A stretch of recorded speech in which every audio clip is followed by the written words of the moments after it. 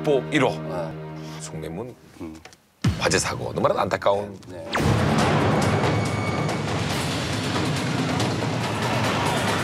그때 나는 루블 박물관에서 한국어 음성 서비스 개통식이 있고 그래서 그때 파리에 있었어요.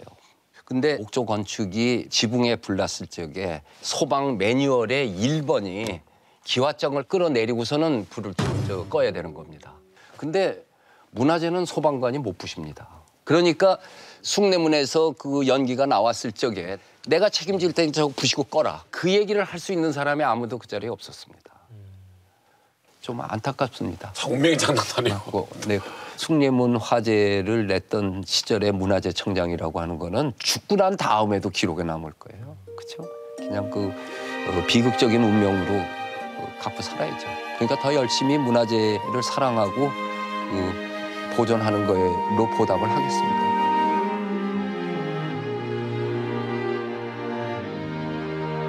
유독 기억에 남는 환자분이 있습니까? 이 병원에 있으면 가장 고통스러운 게 뭐냐면 돈과 관련된 문제입니다. 팔이 한쪽 사고로 이제 팔을 한쪽 잃어서 이제 생활 능력이 없는 특히 오른팔을 잃어서 분이 노모하고 같이 이제 응급실로 문을 열고 들어오는데 입가가 좀 시퍼래요. 녹색. 딱 보면 저희들이 이제 아 이거 농약이다. 그것도 그라목손 같은 제초제 무서운 거다. 금방 알죠.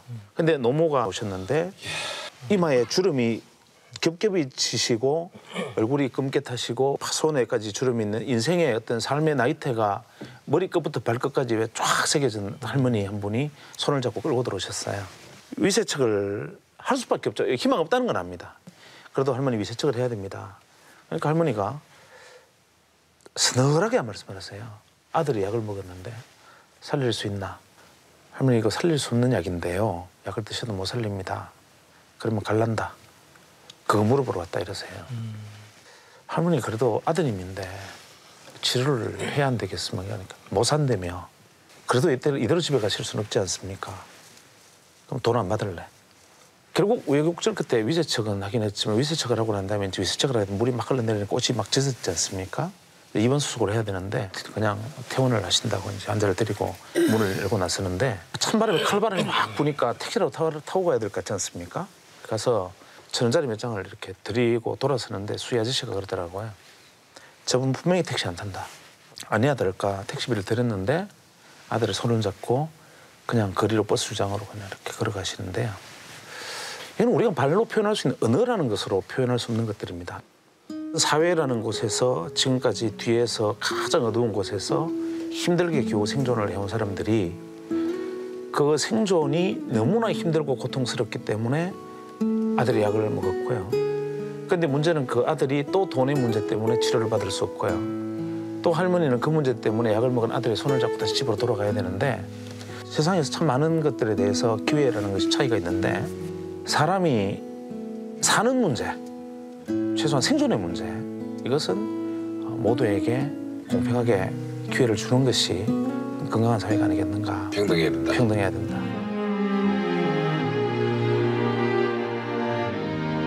잊지 못할 또 아버님 공연 어느 공연이었습니까? 파리에서 제가 이제 굉장히 샤틀레 극장에서 중요한 독창회가 있었어요. 갑자기 아버님이 돌아가셨다는 전화를 받고서는 굉장히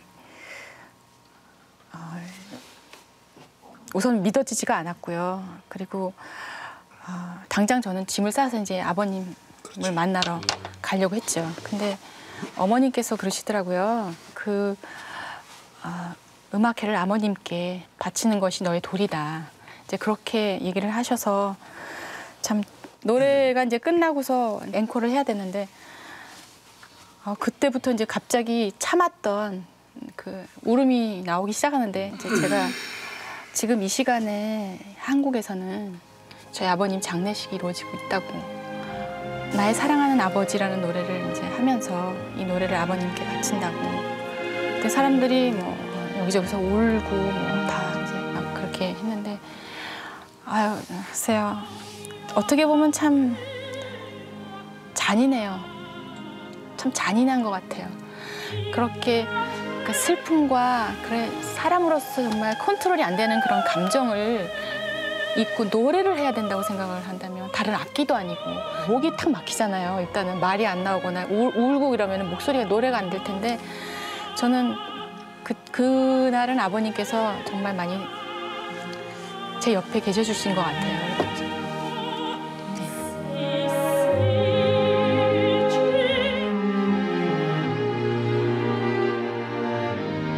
제 아이가, 둘째 아이가 아픈 걸 제가 압니다. 그걸 2년 후에 알아요. 제 와이프하고 제가. 제 아이가 아픈 아이였어요. 마음이 아픈 아이였습니다. 그거를 안 상태에서 활동을 하기가 전 너무 버거웠어요. 네버엔딩 스토리의 활동이. 그리고 거기서 나오는 소소한 사실 이승철 씨의 갈등도 내가 미안한 부분도 있어요. 이승철 씨한테. 그 아이가 그렇다는 거를 우리가 몰랐던 거예요. 제 와이프의 소원이 뭔지 아십니까? 제 아들보다 하루 더 사는 겁니다. 하루만. 저는 지금도 제 아이와 제가 대화하는 꿈을 꿉니다. 어제도 그 꿈을 꿨어요. 제 아이가 11살이지만 저하고 한 번도 대화해 본 적이 없습니다. 그날을 기다리고 있어요. 애엄마도 그렇고 제가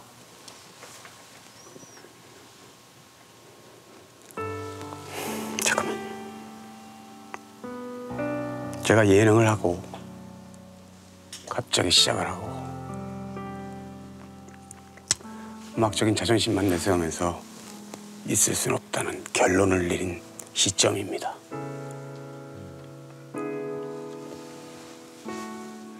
저희 네 식구는 정말 행복하게 살아요, 지금도. 너무너무 행복해요.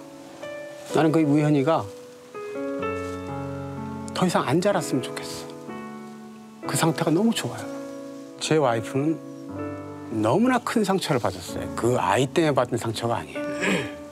사람들한테. 제 와이프가 필리핀에 있는 이유입니다. 그리고 제가 오늘 무릎팍에서 얘기하는 이유는 제 와이프가 그런 어떤 시선에 상처를 받고 떠났듯이 그런 아이들이 많을 거예요. 밖에 나오지 않는 것뿐입니다. 너무 아파서 시선이. 같은 아이들이 너무나 많습니다. 언젠가 꼭 제가 좋은 기회가 됐을 때 고백을 하고 싶었습니다. 나는 이 무릎팍도사에서 하고 싶었어요. 고맙습니다. 고맙습니다.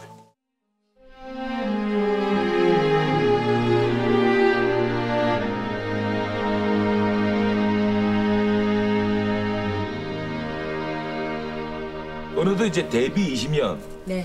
대한민국에서 대표 여자 연예인으로 살아나가시는 거에 대해서 어떻게 생각하십니까? 너무 외로웠어요. 그러니까 20년 동안 외로웠던 것 같아요. 직업병이 생긴 것 같아요. 그러니까 항상 밤을 새고 이렇게 작업을 하다 보니까 새벽에 항상 1~2시 정도에 눈이 떠지는 거예요. 그러면 그때는 어떻게 할 수가 없어. 너무 막막해. 일단 너무 막막한 거야. 이제 동이 틀 때까지 내가 혼자서 뭘 해야 되나. 너무 이유가 없는 외로움. 아무리 그 톱스타라고 하더라도 그 절대 고독과 외로움을 두려워하시는군요. 두려워요. 절대 고독. 네. 그래서 혼자 사실은 울 때도 많아요. 새벽에. 그래도 또 최진실 씨라는 사람이 주목을 받고 연기를 하고 그 원천의 힘이 뭘까요?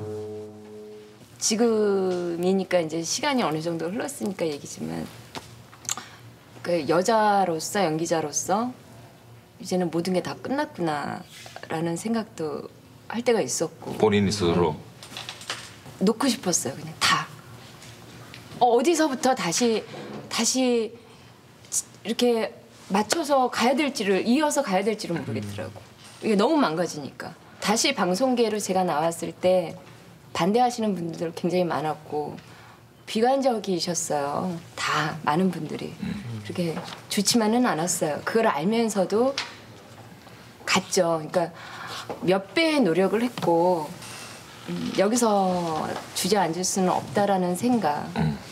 내가 주저앉아 버리면은 아이들이 갈 데가 없잖아요. 그러니까 가자. 그래서 저도 모르는 힘이 나왔던 것 같고 거기에는 특히나 나를 지켜줬던 사람들이 있고 그러니까 어떤 인생에 있어서 시련이 있고 거기서 내가 넘어져도 저는 다시 일어나서 뛸 거예요.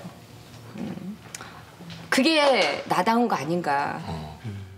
우리 최진실 씨의 마지막 꿈을 얘기해 주시기 바랍니다. 꿈이라는 것보다는 바램. 그냥 뭐 특별한 거 없어요. 그냥 배우로서 정상에도 올라섰었고 내려오는 걸 정말 잘 내려왔으면 좋겠고 19년, 20년 항상 그냥 친구 같은 배우이기를 소망하고요.